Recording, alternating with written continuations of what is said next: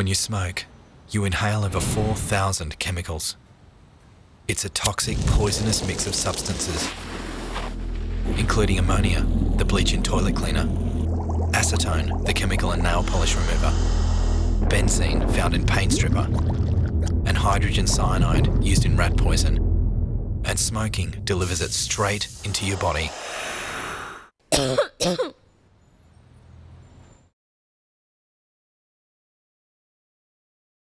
It's safer than cigarettes, I'll tell you that, because cigarettes, with all the stuff in cigarettes, at least that's like even more soothing to me, and it's without all the nicotine and rat poison and all that bad stuff. Hookah smoke is harmful in the same ways that cigarette smoke is harmful.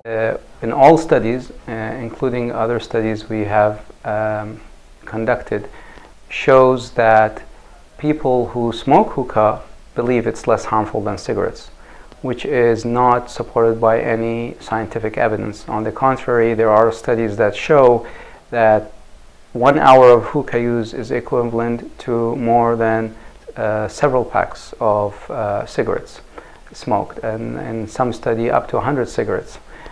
So it's definitely not less harmful if taken at the same rate as cigarettes.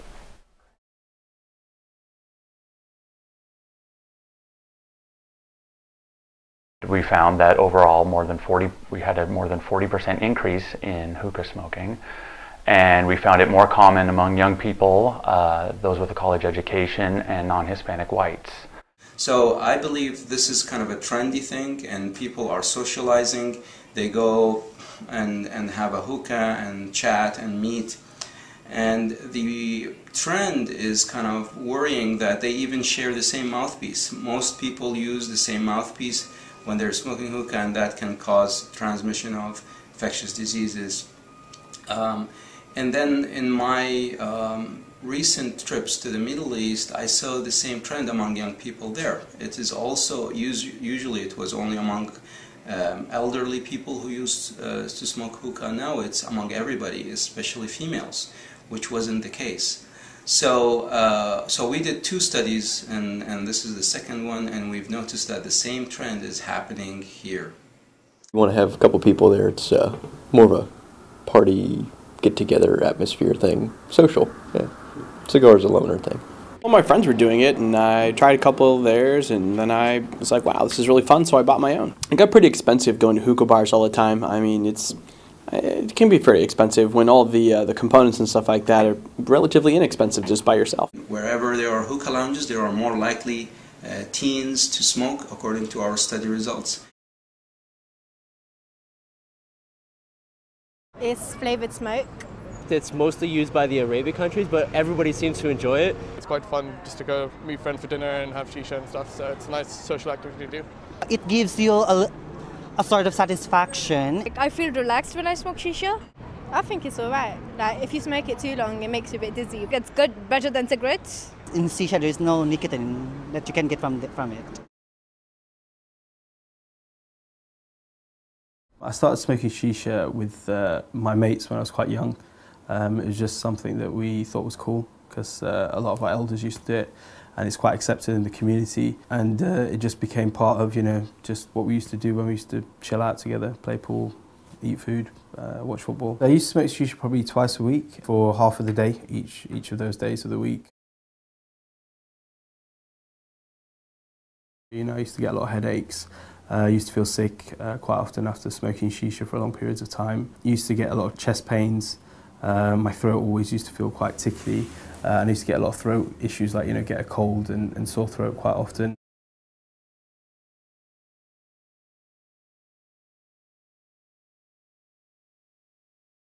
I would say life is too short. I would still probably smoke it anyways. Despite the health risks, hookah bars are increasing in popularity. This one just opened a few months ago, and business is booming.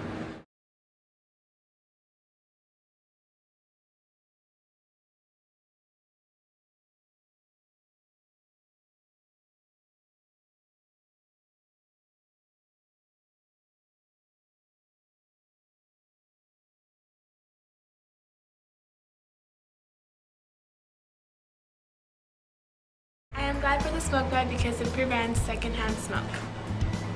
Thankful for the smoking ban because I no longer have to hold my breath while I'm at a restaurant. I'm thankful for the smoking ban and I hope it spreads to other places. Thanks to the smoking ban, we're now protecting our environment. Thank you for the smoking ban. Me and my siblings are now protected from secondhand smoke. I believe the smoking ban is a wonderful idea because the actions of another individual shouldn't affect mine. I'm glad I can go into a restaurant and not walk out smelling like cigarettes. Secondhand smoking can cause premature babies. The smoking ban has lowered that risk. I am thankful. I'm glad that I could sit down and enjoy a meal without having somebody puff smoke in my face all day. Thank you for enforcing this ban. Thank you for protecting me from secondhand smoke. Thank you for protecting me from secondhand smoke. Thank you.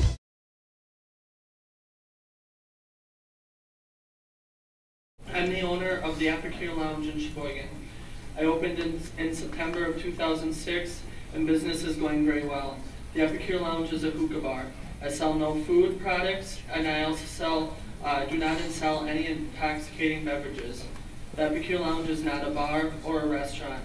Roughly 70% of its income is generated from the indoor smoking of tobacco. Another 5 to 10% of its income is generated from retailing tobacco products. The remainder is non-intoxicating beverages. The Hookah Lounge's product is indoor smoking. The few beverages sold would not be sold if it is illegal to smoke indoors at my business. If the smoking ban is passed in its current form without including exemptions for my business and businesses similar to mine, I will lose my business, all of it. The state will effectively shut it down. It will be profitable one day and within 24 hours it will have zero income. This comes at a time when we are struggling with national, state, and local economies. This comes at a time when my business has just bought a building that has sat vacant for over 2 years, when it is paying local contractors who have had less work than usual to completely remodel said building, and when I am planning on hiring employees. As a thanks for that economic contribution, the state I invested in is going to shut me down. Wisconsin is willing to turn its back on the sales tax, the 50% tobacco products tax that I pay, a few more jobs, and an ambitious young entrepreneur. This is included in our proposed budget. This is not a matter of personal feelings about the smoking ban. It simply makes no sense that a business like mine would be included in this legislation.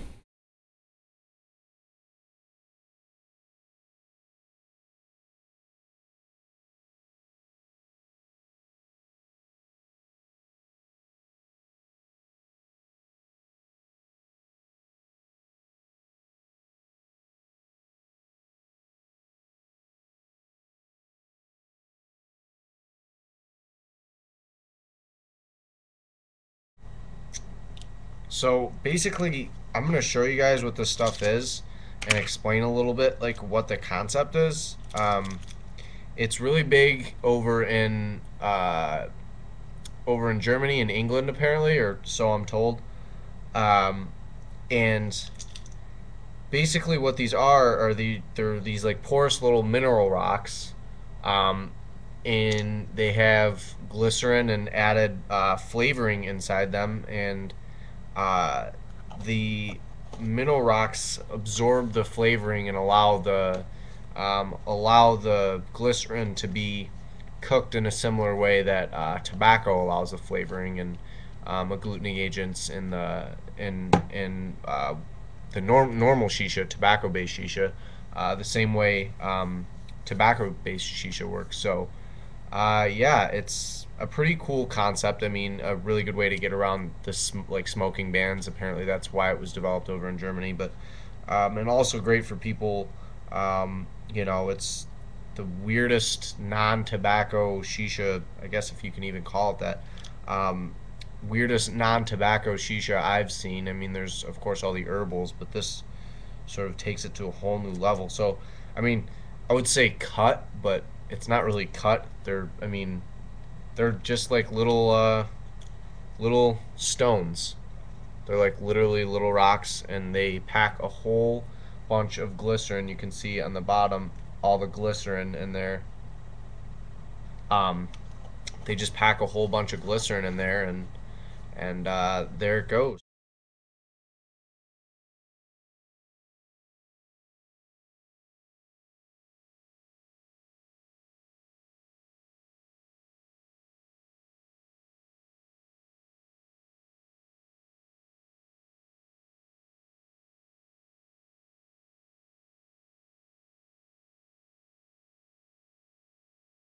Comfortable humidity also helps keep throat and nasal passages hydrated, which can help you breathe better and sleep more comfortably. Comfortable humidity as well helps temporarily relieve congestion and cough. And they also can help cold symptoms. When we have a cold, we have secretions, we have congestion, and again, as we said, hydrating the airways is key.